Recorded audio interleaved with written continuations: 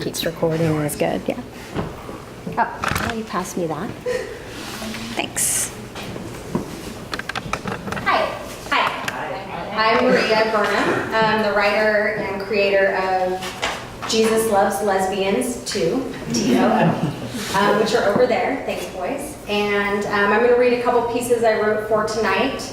I'm not reading out of my comic, and I'm not cool with the slides. So, to introduce my first piece, my little sister is gay, and she married her wife 4 years ago. It was amazing. And I love her. We're very close. But we have an older sister that didn't come to the wedding. Kind of broke everybody's heart, so I wrote a piece. Okay. Thanks. Oh, and thank you guys so much for hosting us. It's super awesome. Okay. You didn't come to the wedding, our baby sister's wedding. You didn't come to the wedding because you don't believe in gay marriage, because you're stubborn, because you couldn't let yourself give in. And she invited you, even though you'd been mean to her and mean to us. And the day before she told me she was secretly hoping you would show up. And the morning of the wedding, she kept checking her phone and asking me if I thought you would show up. August 14th, 2010, our sister Vanessa married my best friend Elaine, and everyone said it was beautiful. And our little sister had tears in her eyes when she spoke her vows and promises, and it was beautiful. What did you even do that day, I wonder? And later on, when you lost your house, Vanessa and Elaine let you and your sons stay with them when you had nowhere else to go.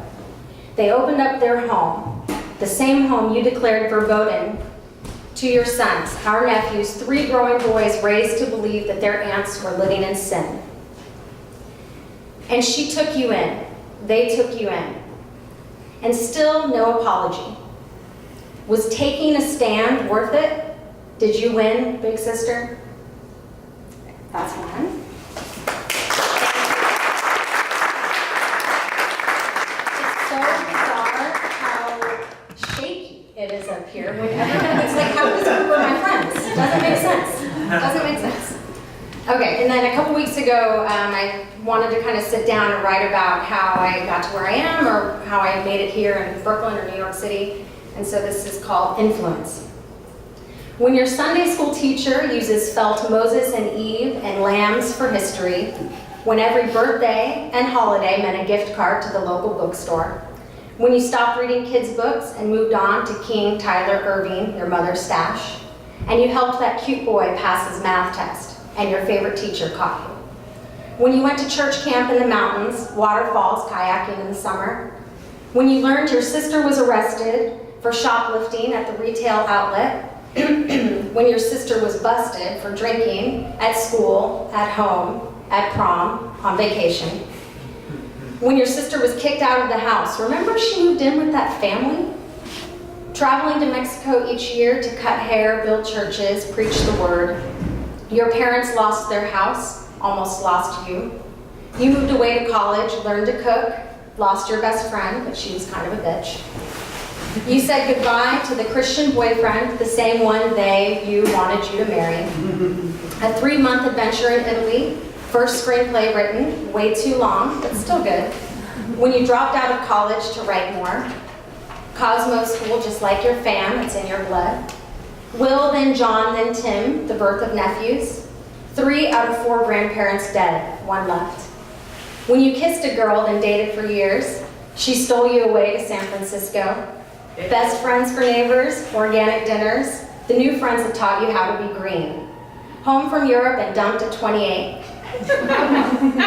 When your uncle died just 6 weeks before your best friend's mom died, unanswered prayers. Your first gay wedding is your kid sister's. 3 months in Argentina, dancing and volunteering, so fun, not always safe. A cross-country move to New York City, easier to find a job than a home. When you started a comic, turns out it's not that easy, but you learned anyhow. Holidays with different family, ice cream dates with different sexes, and that one girl who caught you by surprise but turned out to be crazy as predicted. Searching until a church that doesn't judge. When you moved to Brooklyn, hello, steep bridge. And that other girl, always crazy, but you know it, like it, even love it, for 2 years.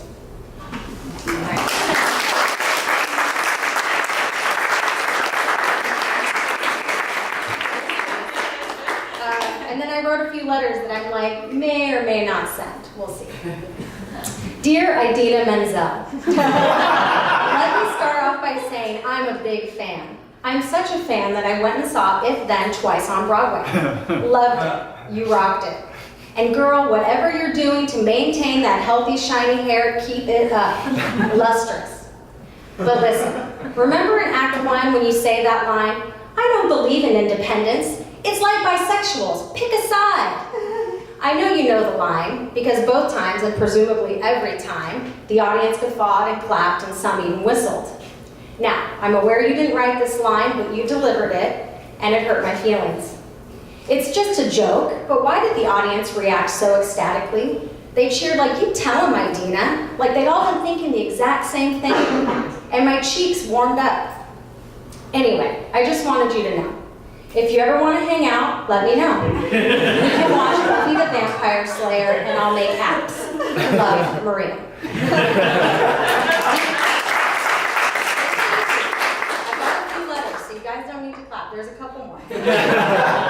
Dear Nepper Fam Min, thank you for taking the time to contact me. I was slightly confused because you agreed that Jesus does love lesbians, but then you went on to tell me all the ways that he does not love lesbians. You also clarified that you did not mean any hate or homophobia, since it is not hateful to speak about that which is wrong. I'm not entirely sure the purpose of your email, but I suppose I should be polite and thank you. By the way, feel free to like our Facebook page. Love, Jesus Loves Lesbians Too, Facebook page. Dear Jody Picoult, are you a lesbian? I have a bet with my sister, and I would like confirmation so we can settle this once and for all. Love, Maria. Dear alcoholic, I don't know how to tell you this without sounding selfish or puritanical or self-righteous, but your drinking is wrecking me. This not knowing when you are sober or when you are buzzed or when it's been 2 weeks or when it's been 1 day is wrecking me. The promises are wrecking me. And when I go to Al-Anon, it helps. And when I pray about it, that helps. But what would really help is if you would just stop drinking. Love, me, and us. Dear M, you are one of the most important beings in my life. It's an interesting relationship because you take it for granted that our mutual love and affection will always be there, never wavering. And yet I know the truth. Our days are numbered. And when you go, I will be devastated. No laughing. I wish there was a way for you to understand how much I love you. Instead, I will keep scratching and cuddling and walking and feeding and nurturing you for as long as I can. Love, your mama. Dear lesbian neighbors, thank you so much for the barbecue invite. Before we progress, I wanted to clear something up. Yes, my girlfriend and I are happy to be proud condo owners in your charming Provincetown, Massachusetts condo complex. No, we are not lesbians. This is sometimes hard to grasp for some people. It's a little-known phenomenon called Bi-invisibility, but I'm sure you can wrap your brains around it with a little time and effort. By the way, I'm afraid we are not going to be joining your football league. While we appreciate the invite, the truth is we are just not that kind of gay. Good luck with the season. Sincerely, your neighbors in 4D. Dear Winona Ryder, where you been my whole life? And by my whole life, I mean the last 10 years. I watched you in that Iceman movie. You nailed it, obviously. You'll always be a pixie beauty queen to me, Noni. Feel free to steal my heart, you sexy kleptomaniac. Love, Maria. Dear Beauty, thanks for putting up with my idiosyncrasies, my quirks, me.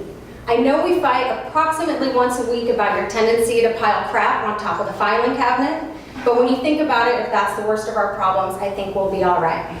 You are the sexiest girl in this room right now, and I get to take you home. That's the best. Love, me. Thanks, guys.